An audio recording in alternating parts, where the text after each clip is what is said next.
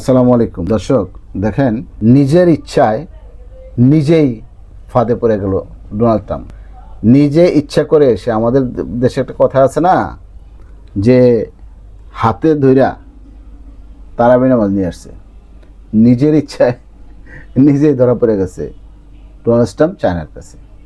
দেখেন, সে উপায়ন্তর না পাইয়া, ইরান যখন কারো কথাই শুনছে না, উপায়ন্তর না পাইয়া সে বুঝতে পারছে যে রাশিয়া বা চীন, এই দুটার একটার কাছে আমার একটু ফল পাবো, যে ইরানকে একটু মানাইতে পারবে।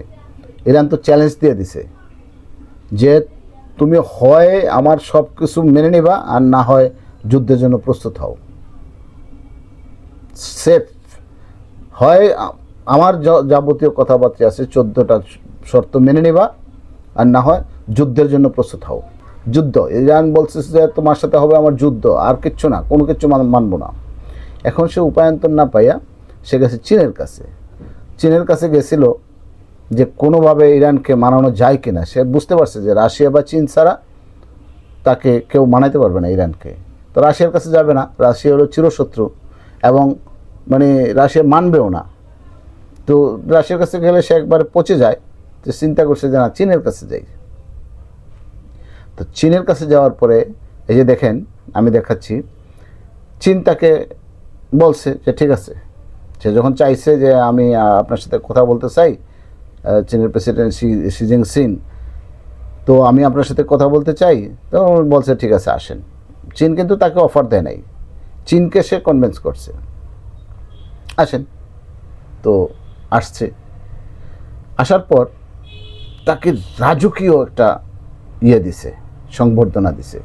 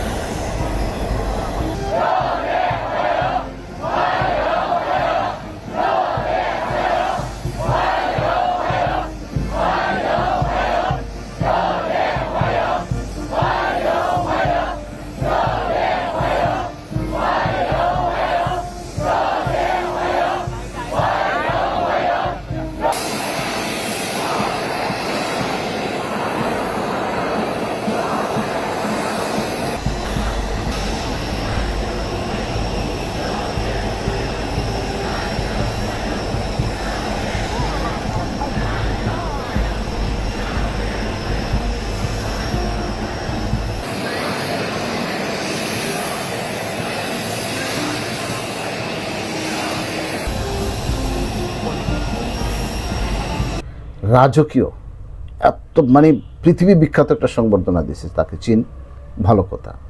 কিন্তু এই যে দেখেন সংবর্ধনাটা কত সুন্দর করে দিচ্ছে, আমি দেখাচ্ছি, দেখছেন? এই যে দেখেন সংবর্ধনা, একদম স্কুলের বিমান থেকে নামবে, স্কুলের ছেলে মেয়েরা গান গেয়ে তাকে বরণ করে নিচ্ছে, তারপরে সামরিক বাহিনী, তারপরে কর্মকর্তারা।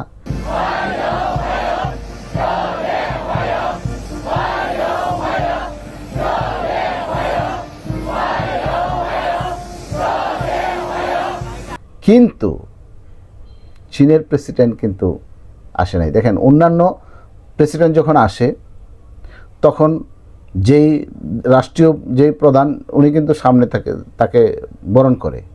চীনের প্রেসিডেন্ট কিন্তু সামনে আসে নাই। এই যে দেখেন,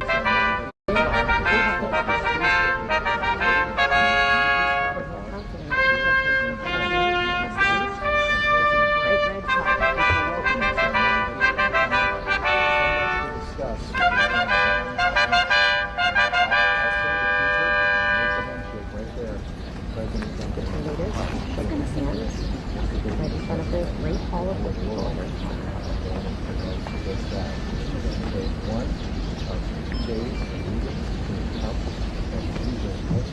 Welcoming ceremony to take place over the next several minutes.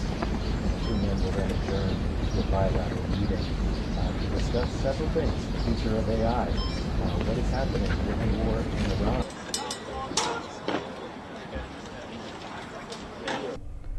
তিনি নাই, বিমান থেকে নামলো, নামার পরে কর্মকর্তারা তাকে গ্রহণ করলো।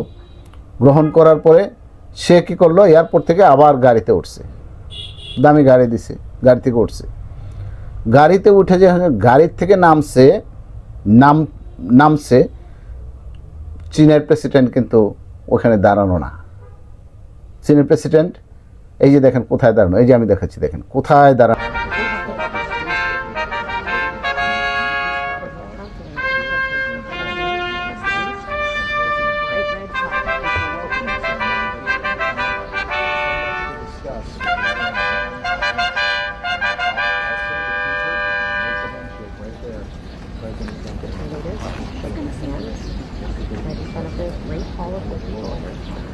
সে তার লাল গালিচায় দাঁড়ানো, আর সে নামছে। নামার পরেও চীনের কর্মকর্তারা তাকে বরণ করছে। তারপরে সে হেঁটে যাচ্ছে, এই যে হেঁটে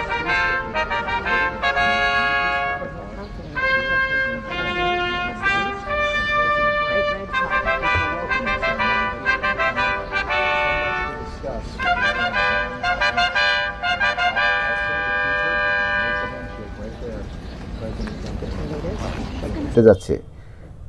হেঁটে যাওয়ার পর চীনের প্রেসিডেন্ট তাকে হাত বাড়াইছে, তখন সে হ্যান্ডশেক করছে। মানে তিনি আসে নাই, ওই ডোনাল্ড ট্রাম্প হেঁটে হেঁটে হেঁটে হেঁটে চীনের প্রেসিডেন্টের কাছে গেছে, তারপরে সে হাত বাড়াইছে। তাইলে কি বোঝা গেল এখানে? কার মর্যাদা বেশি ধরাইল? দেখেন, যদি চীন মনে করতো যে আমার কাছে ডোনাল্ড ট্রাম্প আসতেছে, হায় হায় কি একটা হই হই রই রই, তাহলে কিন্তু তিনি আগে যেতেন। চীন তাকে পাত্তাই দিচ্ছে না, বুঝতে পারছে যে পাত্তাই দিচ্ছে না, আর গেছে গা তো বিপদে পড়ছে। সফর তো 3 দিনের সফর শেষ করতে হবে। যাওয়ার পরে চীনের প্রেসিডেন্টের সাথে হাত মিলাইলো। ডোনাল্ড ট্রাম্প কিন্তু মনে মনে একটু রাগও হয়েছে।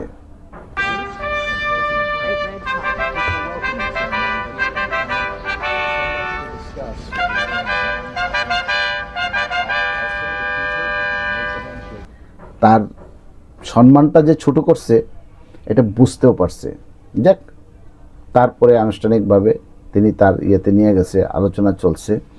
কিন্তু ওই যে বললাম না, হাতে ধরে তারাবি নামাজ নিয়ে আসছে, নিজের ইচ্ছায় আইসা সে বিপদে পড়ছে। চীন স্রেফ বলে দিছে যে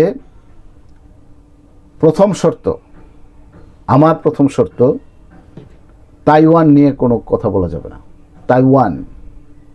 তাইওয়ান কিন্তু আমেরিকার ইয়েতে ছিল, এখন চীন কিন্তু তার রাষ্ট্র হিসেবে সে চীনের অঙ্গরাজ্য হিসেবে সে ঘোষণা করতেছে তাইওয়ান নিয়ে কোনো প্রশ্ন নাই।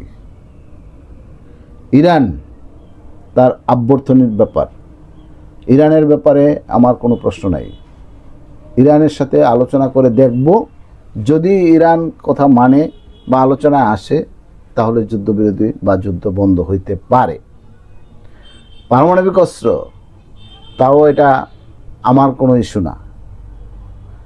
এখন অর্থনীতি নিয়ে, চীনের টাকা ইউয়ান নিয়ে, ডলার নিয়ে এখানেও আলোচনা, আরও অনেক আলোচনা। কিন্তু 4টা শর্ত হলো মারাত্মক শর্ত। প্রথম শর্তই তাইওয়ান, কোনো প্রশ্ন করা যাবে না। কি বুঝলেন? কোথায় গিয়ে নামলো আমেরিকা? কোথায় নামলো? তুমি আইসাই রে ভাই, আবার পড়লো আরেক বিপদে। মানে এখন যেভাবে বলতেছে শর্ত, চীন তো আবার শর্ত আরোপ করে দিছে। কি দরকার ছিল তোমার ইরানের সাথে যুদ্ধ করার? একদম শিক্ষা দিয়ে দিবে, একদম। উপমহাদেশে, এশিয়াতে, মিডল ইস্টে কোনো কর্তৃত্ব আমেরিকার চলবে না, চলবে না, চলবে না। যাক, এটুকু বলে আমি শেষ করলাম। ধন্যবাদ সবাই।